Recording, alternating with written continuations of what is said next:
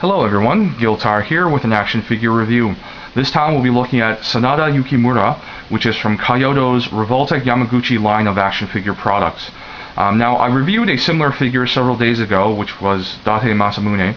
Both Sanada and Date are characters from a series of video games, Sengoku Basara or Samurai Warriors, and there are also other video games I believe that they show up in.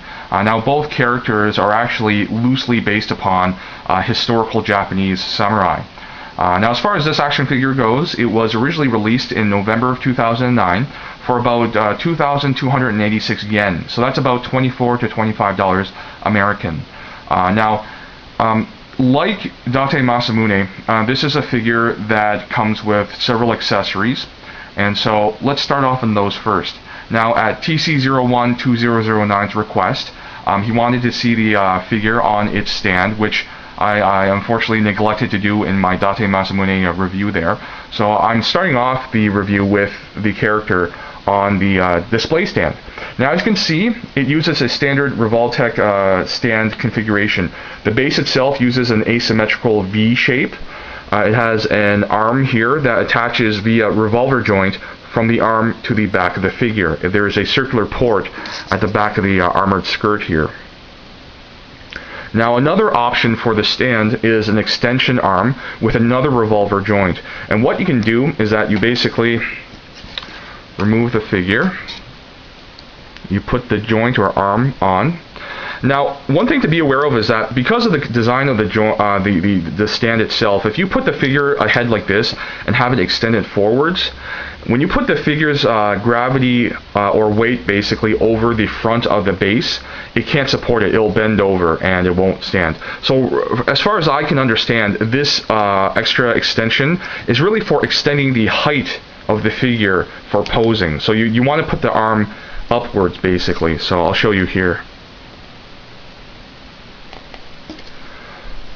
So even with it elevated, it's still kind of tricky. So you want to move the joint back a little further, and so yeah, you want the figure above the arm of the stand for the most part when you pose it like this. Otherwise, it just can't support the weight.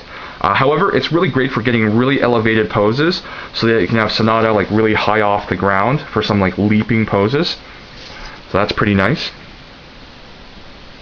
I'm not sure, maybe one of you guys out there knows, but I'm wondering if Kyoto actually manufactures extra stand accessories, because these ones that come with the figures are fine, no problems there, but I'd love to see more sturdy and robust stand products for these figures, because just because it will give us more options for displaying. Next up is another stand accessory. It's a sort of effect part for the foot.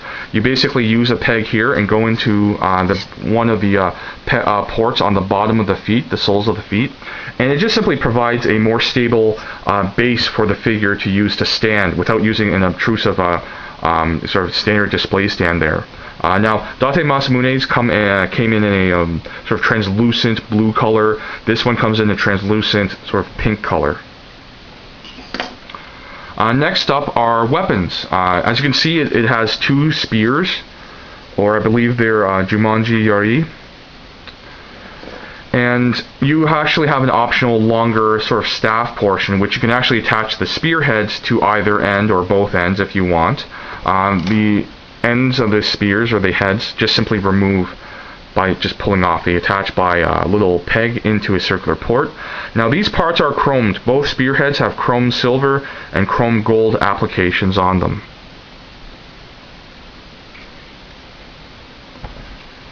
Next up are hands. It has a pair of fists that come attached to the figure, left and right, and a pair of grip hands, which I have now on the figure so it can hold the spears. They attach to the forearms or wrists by a simple straight peg that is hinged, so there is some hinged movement. Next up is an alternate face. Now, this is the standard face and neutral expression that is attached with the figure. Right now, I put on the alternate face, which has an open mouth and kind of an angry expression. And I'll show you guys later how to remove and attach it. Another actually pair of accessories are actually these two things up here, the headband, which attaches by a little peg, and a ponytail, which has a port in that part and attaches to the back of the hair. And that does it for accessories. So I'm moving to articulation right now. As far as articulation, it's pretty standard for a Revoltech action figure. Most of the joints are revolver joints. So at the ankle, you can bend it back and forth, free rotation, and you can move it somewhat side to side. The knees themselves use double revolver joints. There's one below and one above where the knee would normally be. So the benefit of that configuration is that it allows a really significant bend. Basically flush to the back of the thigh almost. Now the hip and thigh joints are very much similar to Date Masamune's in that it's cut at the hip and cut at the thigh, so it allows frontward posing. No backward posing because the back skirt armor is a stiff plastic, so it won't allow backwards movement, but it does allow a good amount of movement forward. And unlike Date Masamune, Sanada's skirt armor are composed of softer plastic or a rubber material, so they actually allow flexing and allow you to bend it forward with no problems. And additionally, because of the cut at the thigh, you can rotate it just like with Date, but again, because of the flexible parts here, they don't impede movement and articulation.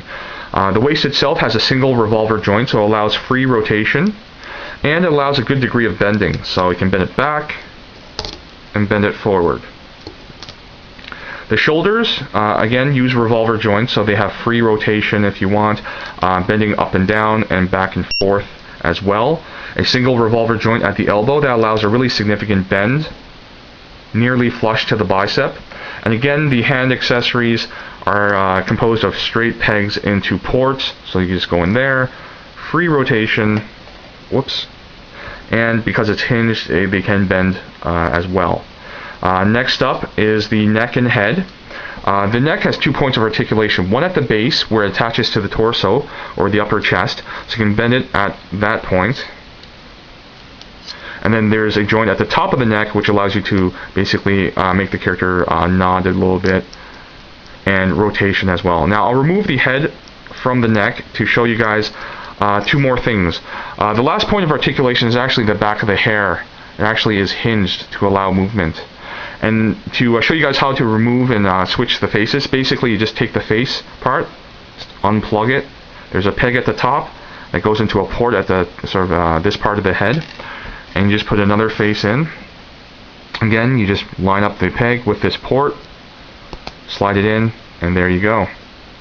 And then because of the straight peg here, you just basically plug it back in, and then you've got your alternate face if you want to switch it up. So that basically does it for everything. Oh, actually, one thing I forgot to mention, it comes with a 10-point Revoltech coin, which you can't use outside of Japan, I don't believe, unless you have a contact inside of Japan to use this for, I guess, purchasing of special Revoltech products. And you get a clear plastic Revoltech container for things like the extra face accessory, hands, and whatever else can fit in here. So I'll get into the pros and cons now, and I'll move in Date Masamune for this part. I'll have to say the pros and cons, I really have nothing bad to say about Sanada, whereas I did have one thing to say about Date, which was the limited articulation at the hips and thighs. Sanada avoids that by using these clear, or not clear, but flexible plastic or rubber pieces. So to be honest, I really like this figure. The two main reasons are because the increased articulation in the upper legs makes this a really great figure for posing. And secondly, I do like the character design more than Date. Nothing wrong with Date except for the fact that it's pretty conservative. It's only a minor variation of traditional samurai designs. So I mean, it's fine. It looks nice, but I find that Sanada's is a little more imaginative, and just it's a more wild and sort of out of left field design. For a character that supposedly takes place in a game that is set a couple of hundred years ago. So I do like Sanada's design more, and some would say, okay, well, it has limited accessories. You only have 2 spears and then an alternate longer staff portion. I don't mind it because even though Date here has many sword accessories, you can only put so many of them on at once. I don't like having a whole slew of accessories lying around somewhere else and just not being used. So with Sanada, since he only has really 2 weapons with an optional attachment, I really like it. It's more, in my opinion, more of an efficient display piece because you don't have a pile of accessories collecting dust. Because you either have 1 spear equipped or 2 spears, and that's it. You're not, sort of flooded with a whole bunch of accessory options. So that's just my opinion. So overall, I do like Sanada a little more than Date, and I definitely would recommend Sanada to any fan of the character or video game series. If you're just simply a general collector of action figures, definitely consider getting to the Revoltech line of products. I think they're great. They're usually well priced, a lot of display potential, and just really great quality overall. So that's my review. I hope you guys enjoyed it and got something out of it. As usual, thank you for watching, and I'll see you guys next time.